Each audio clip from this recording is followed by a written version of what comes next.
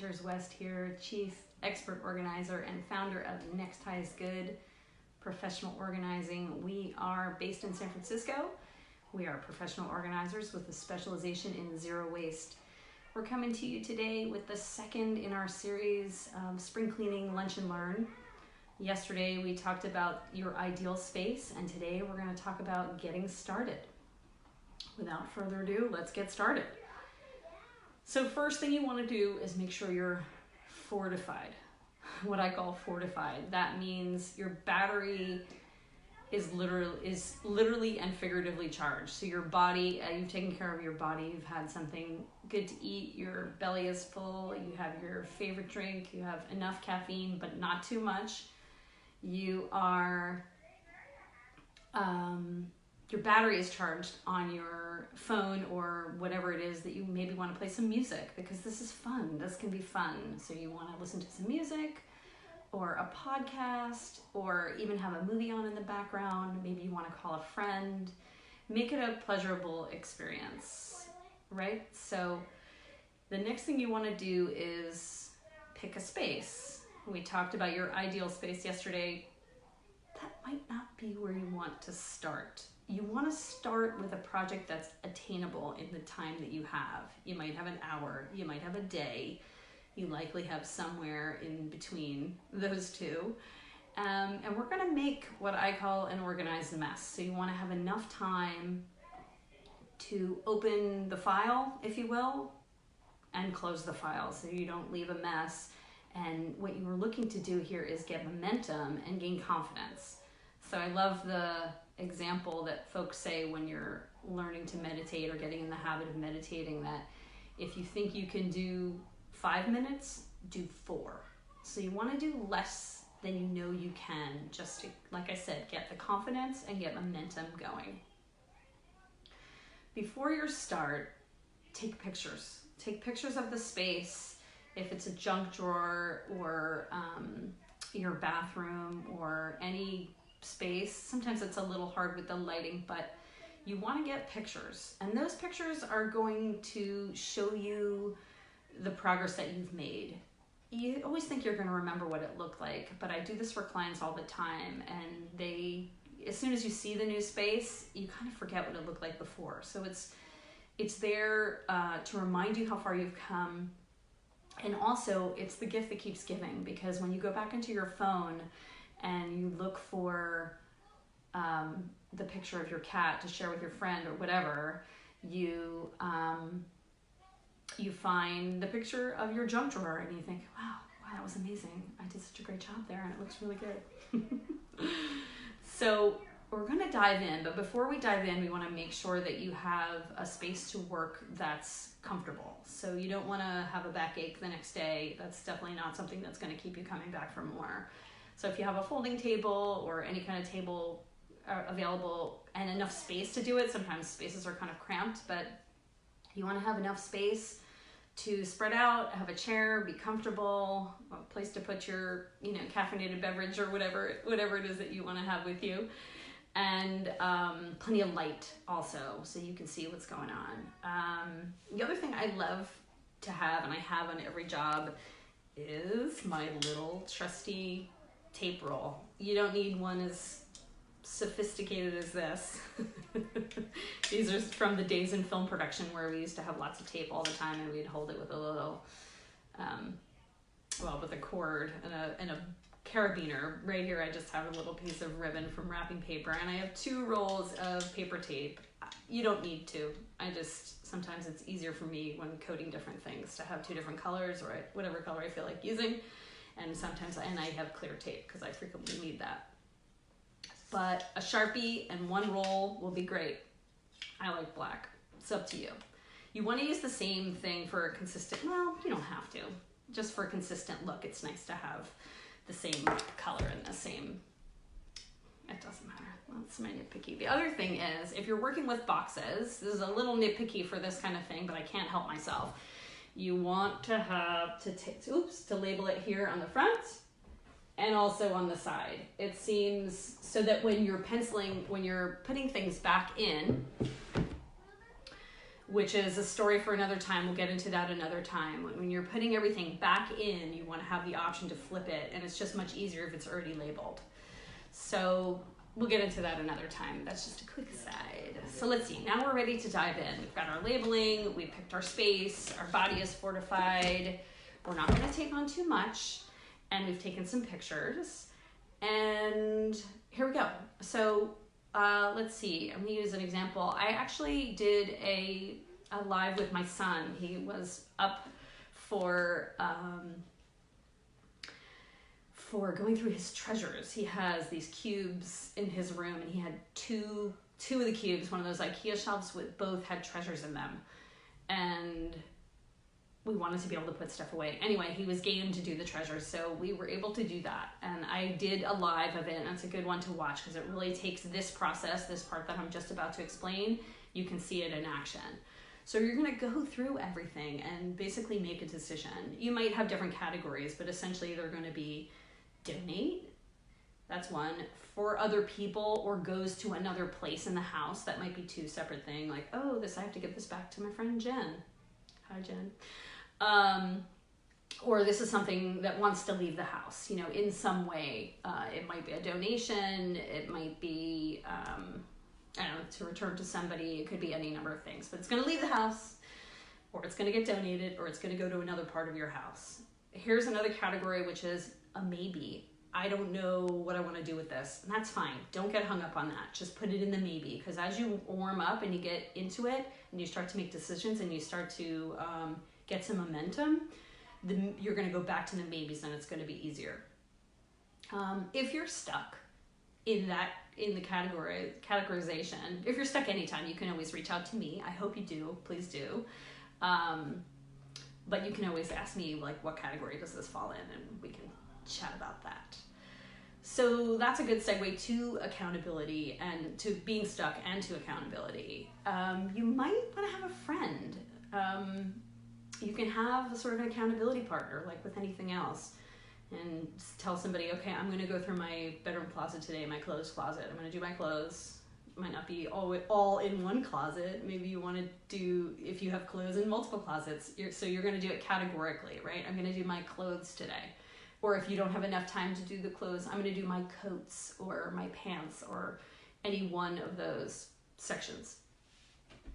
And then that person, give yourself more time. If you think you can do it, if you think you can do the whole closet in the weekend, during the weekend, a couple of hours each day, then take 2 weekends. There's no rush here. I keep saying this over and over again, and it's so important to keep in mind that this is a process. It's not a fast process. Although it does get faster as you kind of get the muscle to make decisions and know in your heart what you want. It does get quicker, so I will say that. But getting started, give yourself plenty of time, and call on your friends for accountability. If you get stuck, take a break. Go outside, get some air, walk around the block, get some exercise, have a snack, make a beverage, change the music. There's no reason to kind of hunker down and power through. I love doing this. It's why I do this for my work, but so I find it energizing, but I understand it can be draining for some folks. So let's see, I'm going to open it up to Q&A in just a minute. I think I'll take a minute and scroll through and see what questions folks have.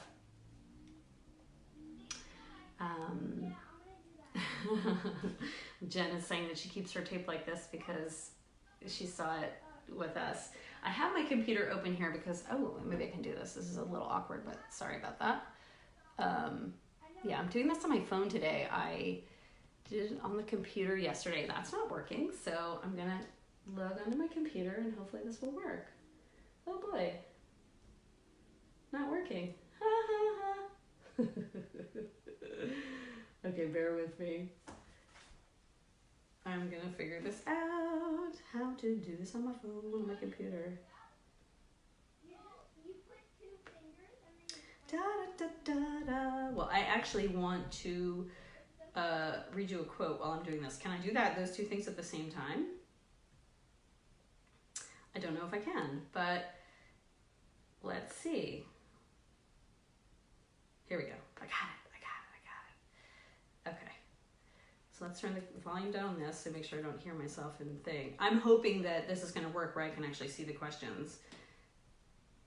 Oh, that's me. I see myself, but I don't see the questions. Here I do. There aren't any questions. Are there any questions? I don't know. Anyway, I'm going to share with you this beautiful quote that I see. It's from a book that I've not read, and I don't know the artist, but I've read about it in Real Simple magazine. I thought it was so apropos for the work that I do. And here it goes. That's the only thing that you can do with a mess. Start cleaning it up a little bit at a time. I thought that was super sweet. It's Lisa Wingate from a novel, I believe, the Seaglass Sisters. Super sweet. That's really what we can do, right? Just start cleaning it up one little bit at a time. I don't know if I mentioned this, but it's important to go back or to highlight this, because you want to do, I know I said something easy, but what could that be? A junk drawer can be easy. If you're up for it, you can literally pull the drawer out and, I don't want to say dump it, that it's going to go everywhere, but dump it, put it on top of the towel and then sort all the things. And then, it's really important to keep things contained when they go back in. Using the junk drawer as an example, you can use little containers that you get food delivered in, like the little ones that are like this, the little pint ones, or the bigger ones, or even the taller ones if your drawer will allow. And you put now we have so many cables for things that charge in there, something longer for pens. Just be creative and use things around your house that you already have. Shoe boxes, almost like those dividers that come in a wine bottle. A case of wine comes, that kind of thing, where they're like this. You could even cut those down and use those. Frequently, shipping boxes, when you buy something, they have kind of fun waffly looking things that can be used to organize. Of course, there's a million things you can buy to organize inside drawers and things like that, and I'm happy to make those recommendations, but you just let me know what you need and I'll be happy to answer it. So Kate is asking, can you elaborate on the easiest place to get started? Which room or place? Yes, I would say it's the kind of lowest hanging fruit is how I like to put it. What's bothering you the most, crossed with what do you think you can do in the time and space that you have? And I don't just mean space, but I mean headspace. You don't want to take on paperwork if that's a challenge for you. You don't want to take on memorabilia if that's a challenge for you. If you're really attached to your books, don't do those. Linens are really good to do, because you don't really get many people, I haven't heard many people getting attached to linens.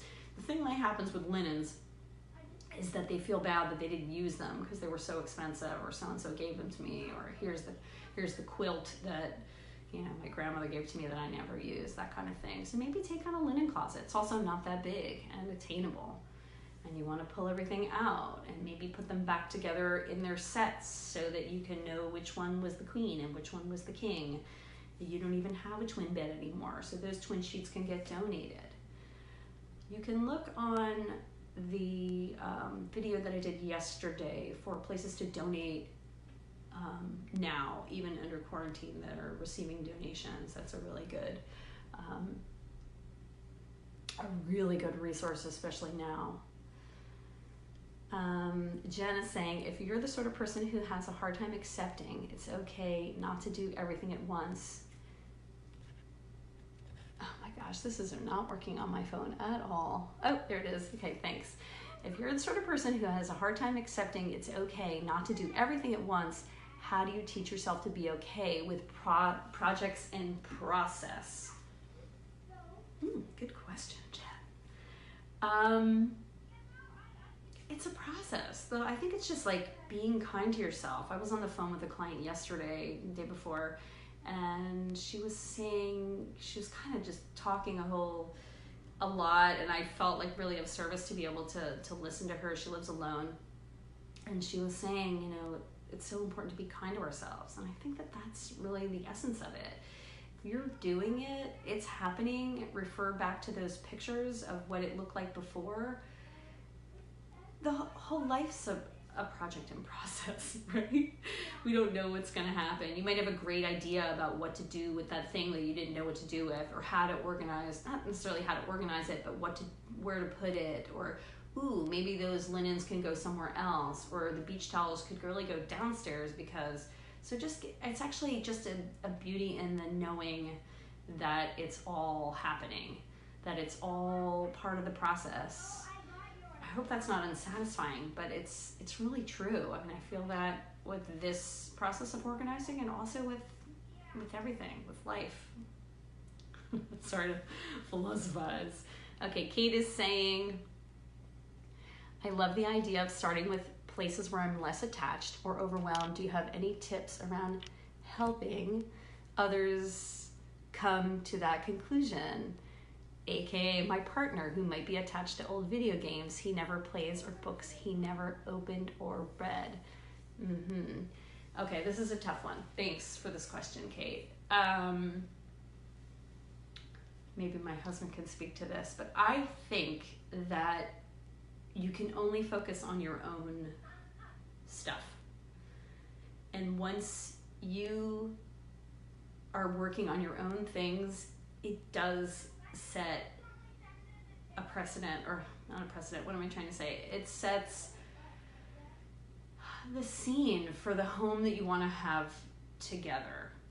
You know, you share the space, you live in it. It's so funny now that we're in the space all the time, and that our threshold for the thing lying around at the end of the table is a lot shorter than it normally is. But I think, to answer your question, there's really not much you can do with your somebody else's stuff. You can make some rules about the space and how long things stay in place. For example, I have in my mind, I don't know if I've talked about this with Adam, I think I have, that I have around a 24-hour rule. For example, I got a delivery of my favorite tea, which was 6 boxes. I normally don't buy like that, you know, in such bulk, but because of the situation here, I've ordered my favorite tea, which was out at every store. I ordered a case, so it came in 6 boxes, and they were on the counter. And, you know, after 24 hours of them being on the counter, I'm ready for them to go away. And that's kind of our rule, is that things sit around for 24 hours and then they have to move. So I don't mind if you don't move it, but I'm going to. My excuse with the tea, by the way, was that I had to get on the chair to stand up and do it, and it was going to go up and back. I did it this morning, by the way. Oh wait, Adam is saying Lauren is great at starting the conversation with that partner about the importance of keeping that stuff. Or, oh boy, sorry, technical difficulties. So funny. Oh, or your attachment to it so that you can come to some conclusion on your own. Thank you, love. Well stated. Okay, Casey says, before photos, to remember where we started, I'm going to do this each day before photos of the house, before my 3-year-old turns it upside down, and then at the end of the day when it's all back in place before bed. I feel you. You should see Jackson's room right now. There's Legos from one end to the next. There's a little path, which I just allow. The 24-hour rule is out the window with him, but at the end of the week, we always do pick it up, at least once. And it's super interesting with him because he knows there comes a certain point where he's playing with his things. There's a certain point, it doesn't happen every week, but it builds up over time where I just walk in there and I feel like I have to turn around and go back. I have to leave because I'm just not comfortable in there. It feels like things are crazy and they're all over the place. And now I tell him in the nicest way, like, I'm not comfortable in here. And he's 8, almost 9, so it's different than a 3-year-old. But and then he'll close the door, clean everything up, say, don't come in, and then he'll come in. He actually did this 2 weeks ago, and he made his bed. For the first time ever, he made his bed. Warmed to Mama's heart. He made his bed the second day, but he hasn't made it since. I don't care. I don't have to get into that. It's hard for me to scroll through these, so I apologize if I'm missing your questions. If I am missing them, would you mind just, I don't know, popping them back in there? I also want to call your attention to the Lego guys up here that are on top of the mirror, which is Jackson has one of those foam guns, and he and Adam are doing that. And I left them there. I noticed them and I left them there because I thought they were really funny. Okay, I'm not sure if anybody has any more questions. It doesn't look like you do on here. I guess I will wrap it up. Kate has another question. Do you have any ideas around the time of day or even time of year when this is best to start? Oh gosh. I'm constantly doing it. I mean, my house is pretty organized. Like I said, honestly, things are not always in their place. In fact, things are rarely in their place. Not everything is rarely in its place, only before we leave for a weekend away or a holiday, like I was mentioning yesterday. But I'm constantly purging things, constantly. Oh, we're not using this anymore. Oh, I noticed we don't use that. So that's kind of where I like to get people to a state. Once you've organized your whole space, you are constantly doing this. This is not a one and done. It's just really never finished, honestly. But it gets so much easier once you have a baseline in place, and then you can just decide, especially if you have children and they're aging out of things. That's a constant process. I mean, spring, I think you feel the natural inclination to organize and to clean. Seasonally is probably a good idea. When you bring in, not necessarily attached to time of year, but when you bring in another something large, I mean, you get a new plant or you get a new piece of equipment. We recently got a shelving unit, and that kind of shook a bunch of things up where, it made us ask ourselves, do we really want these things? And are these the books that we really want to have? And those kinds of things. I would say seasonally is probably great. Springtime, because I do think we get a natural inclination to do that. And then whenever you're motivated, honestly, whenever you're motivated is a good time to do it. I think that it's hard to have the space, by space I mean the time and the impetus to do it at the same time. So that's why this is a thing, and people hire me to help them do this, because nobody wants to do that on a Saturday except me. But I'm happy to help you if anybody wants. I am doing virtual organizing, which works really well.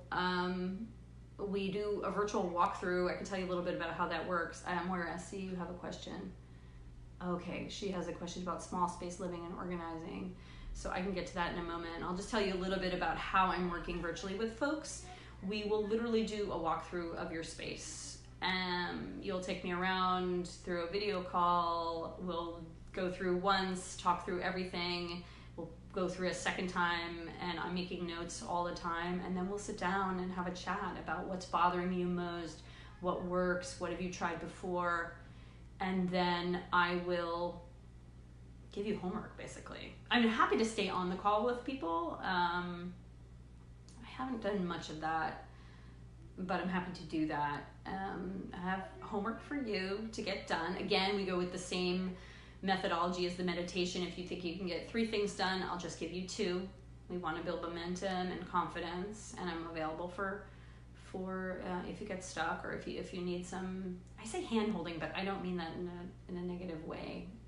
I love for people to be alongside me while I'm doing the thing. So just for the support, really. And then we continue. Then we meet again the next week, or whatever feels like the right cadence for you. And same thing, we'll walk through, what'd you get done, what was hard, what was easy, what else has come up, what do I do with this, all the things. And we have a conversation. The conversations can be an hour, 90 minutes. I have different packages. If anybody's interested, please email me.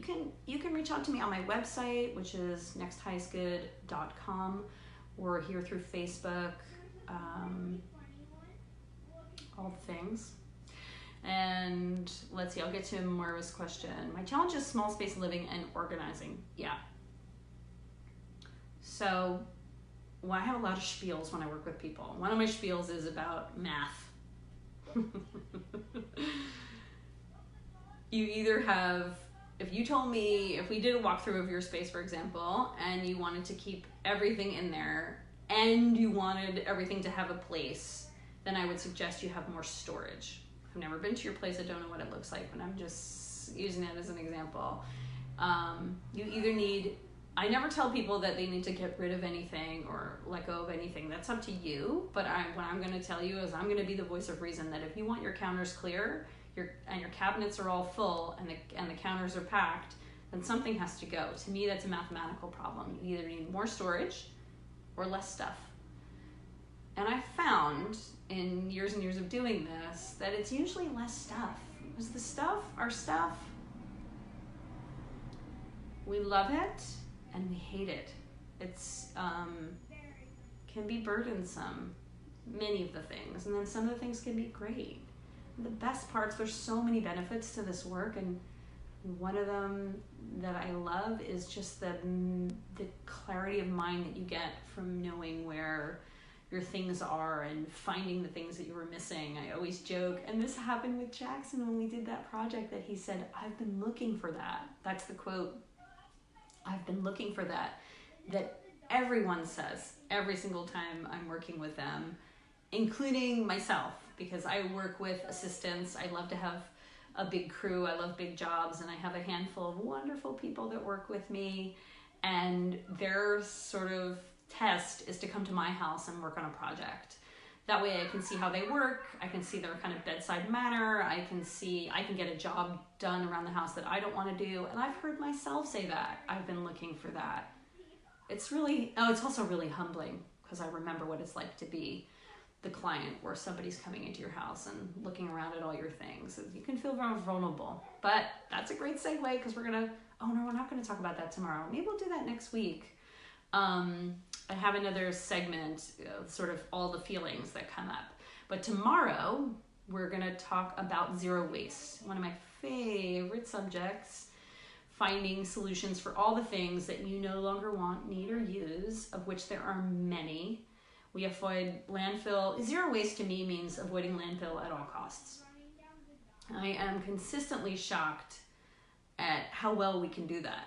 I had a client moving in like 3 days. She had to move and leave a whole house in 3 days. It wasn't a big house, but it was 2 bedrooms, and it was a house with 2 kids. And we did it in 3 days, and we barely threw away anything. It was amazing.